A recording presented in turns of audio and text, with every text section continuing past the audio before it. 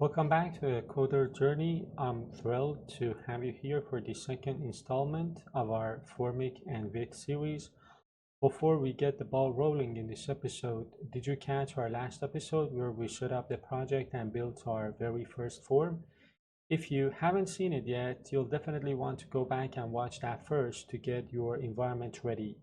As a reminder, if you want to jump straight into the code, the link to the complete solution file is right there in the description below. Today, we're moving past the basics and diving into a crucial part of any application, which is client-side validation. We're going to learn how to keep bad data out of our system using two methods: field level validation and the industry standard Yup schema. I have already created a branch number 2 for this episode. So before we move on, I just want to quickly go over the code we created in the previous episode to kind of get some more context before we continue. So in the previous episode, we created this simple component called job application form. So these are the imports that I have. So for Formik, we said that this is the main component that wraps your form and manages its state. Then we imported form, which is a wrapper component that replaces the normal HTML form element. And then we imported field. So field is a component that connects input fields to Formik's state automatically. And then we created the component job application form, which defines a functional React component, and everything inside the return here, right, will be rendered as the form UI. Then we had the container, so the form container here, the div element here. This kind of adds a wrapper div and a heading for styling and structure. And then we had this very important part, so the Formik, element, and then some, different values set on this component, like initial values, which sets the initial state of the form fields, like name and email. So initially, we're setting these to empty strings. Then we had onSubmit. So onSubmit here, it is a function called when the user submits the form. And then we have a console log here, and then we have actions.set submitting to false, which kind of tells Formik that the submission is complete, and it is kind of used to enable or disable the submit button. And then inside of this, we had the actual rendering of the form. So as we discussed in episode number 1, here we're rendering the form. So Formik uses a render prop pattern, which kind of gives access to helper variables like is submitting here. And then is submitting, is true while the form is being submitted. And then we have our form fields. So we have 2 form fields. Each field component that you see here is like a normal input, but it automatically syncs with Formik's state using the name property, name prop that you see here. And then we have the ID, which kind of links the label to the input for accessibility, and then we set the type. So we have here we have email for the type, which ensures the email input behaves correctly, like things like browser validation, mobile keyboards, and so on. And finally, we have this button. So this button, clicking this button triggers the onSubmit that we defined here, and it becomes disabled while the form is submitting to prevent kind of multiple clicks. So this was the form we created in episode number 1, and we have it here because this job application component is invoked in our app component here. So we're using this component here. So with that context provided, now let's move on and talk about validation with 2 different approaches. in this episode. I just wanted to go through this, setup which we created in the previous episode to give you some context so that we can start and talk about the validation that we want to add to the form. So in terms of validation, what I would like to tell you, I'm going to type it here so that we can, take a look at it. In the Formik world, you've got three main ways to handle validation. You can do field level validation, which is where you write a specific function for each individual input element on your form. Then you've got form level validation. This is one big function that validates the entire form at once. And then my favorite is schema validation or schema-based validation. This is the most native-like way to validate your form for professional developers. To use schema-based validation, you use a library called Yup, which is something that we installed in episode number 1. And this library allows us to define a schema, so like a blueprint of our data. And then we let Formik do the heavy lifting. Formik keeps track of two very important objects, errors and touched. So when validation runs, Formik populates these objects so we can show the user exactly what went wrong and where. So in order to implement validation, we can start by getting our feet wet with manual validation. So we're going to add a simple required check to, let's say, our name field, for example. So I'm on branch number 2. I'm going to remove this code altogether. Don't worry, you can get the source code using the link in the description, and then check out branch number 1 to get this code. This form doesn't have any sort of validation. I'm going to remove it altogether, and then I'm going to zoom in a little bit, and I want to write a new version of this form with simple validation, field level validation, and then we're going to discuss how validation works. So the first thing that I want to do is to do some imports.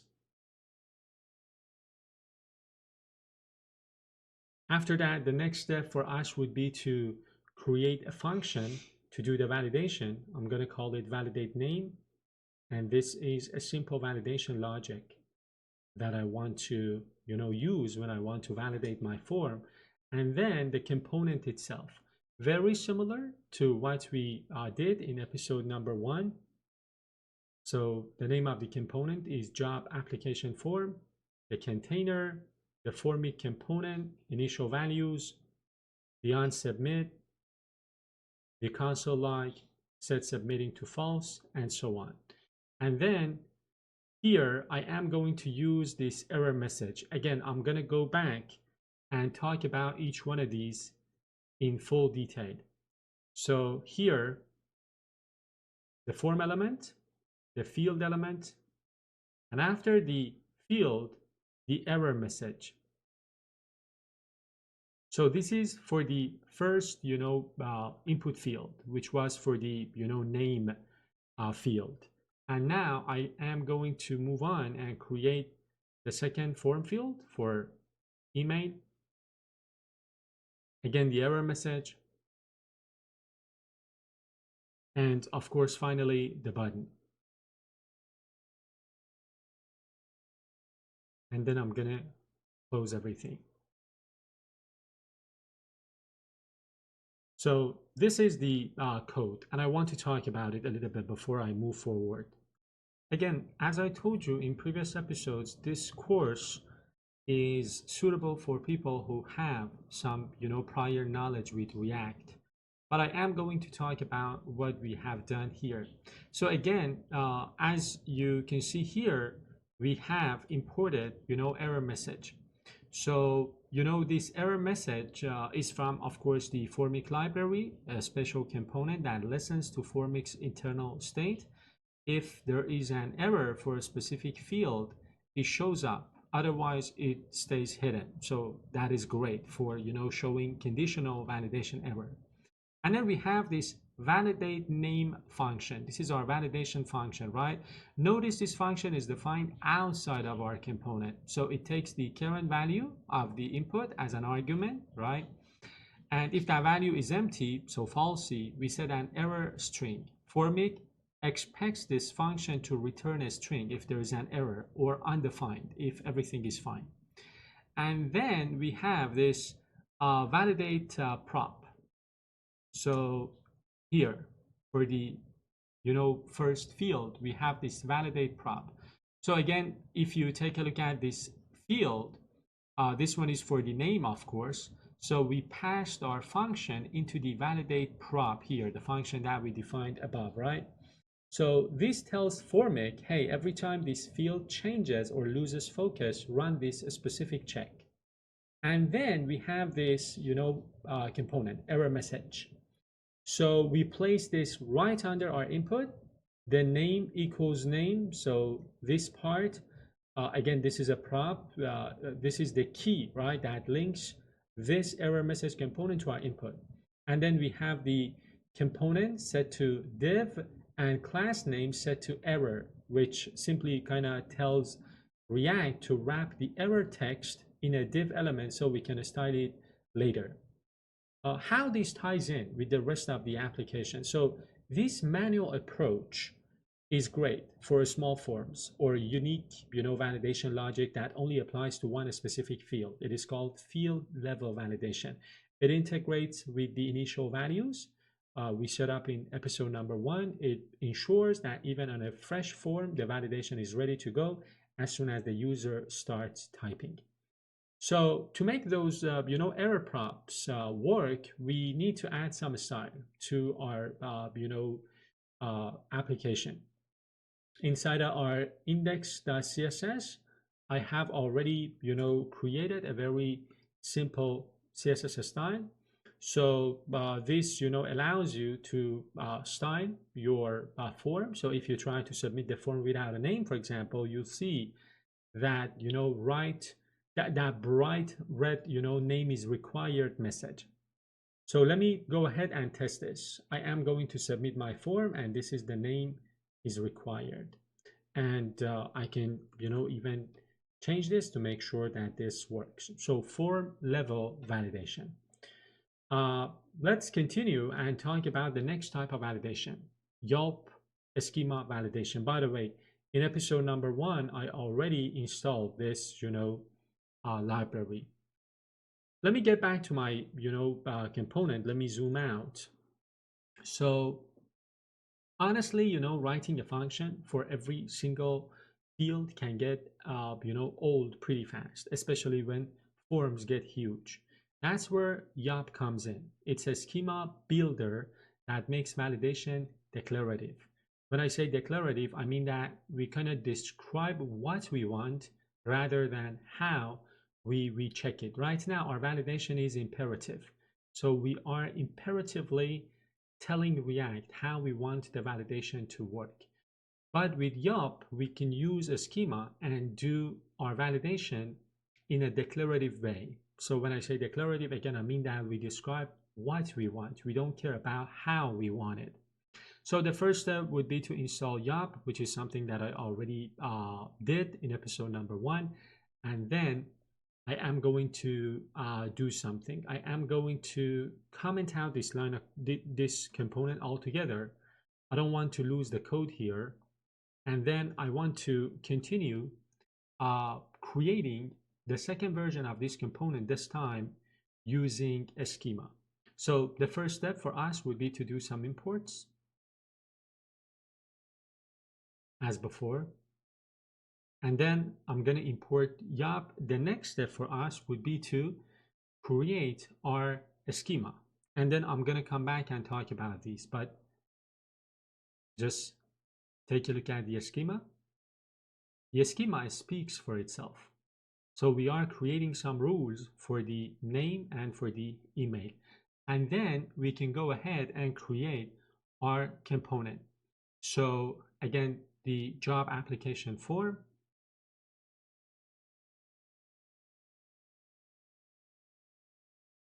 the initial values, validation schema is going to be set to application schema we defined above. And then the next step would be to create the form fields.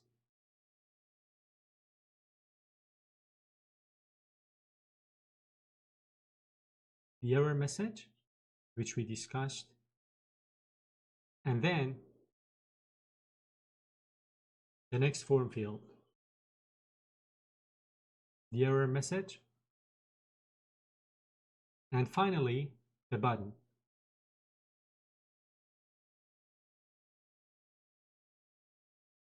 So that is the new version of our component. And let's talk about it before we move on. And this is, as I told you, schema-based validation. Let's talk about this part. Not gonna zoom in here, but here. This is the most important part for us right now, the schema, which is something that we haven't seen before. So the name of the schema is application schema. So instead of functions, we create an object, and then we have our validation declared in a declarative way. So yup, that a string kind of tells the app that the data must be text. Required says it cannot be empty. And then, of course, for the email, right? We kind of use email and then invalid email. This handles all that complex, regular expression or regex logic for checking the @ symbol and domains, everything with a simple, function called email. And then the prop itself, a schema validation, right? Validation schema here. So inside the Formik component, we swapped out individual validation validate props for one single, validation schema. Formik is built to work with, Yup in a very, let's say, seamless manner, and it will now automatically validate the entire form against this schema every time a value changes or a field is blurred when a user clicks away. So the JSX is cleaner, right? So we have the fields. Take a look at the declaration of the first field. Here it is much cleaner. Again, we do not have to pass functions to them anymore. All of the intelligence of the form is now centralized in that application schema constant at the top. So again, the responsibility of validation is not offloaded to the form. It is now the responsibility of this schema, and the form is much cleaner. Again, how this ties in, remember, this setup is the gold standard for the rest of the application. We're going to take this approach forward. As we add more complex fields like phone numbers, zip codes in future episode, we'll just add one line to our application schema rather than writing new functions. It keeps our code dry, don't repeat yourself, and very easy to maintain. Let's wrap up this episode. Let's talk about the things that we did. So I guess we covered a lot of ground today. So we saw how field level validation works for custom, one-off checks. We learned how Yup allows us to define a full validation schema in a clean, readable way. And we use the error message component to provide instant feedback to our users. If you found this helpful, please hit that like button and subscribe to Coder's Journey. It really helps the channel grow and allows me to keep, making these deep dives for you. Stay tuned for the next episode.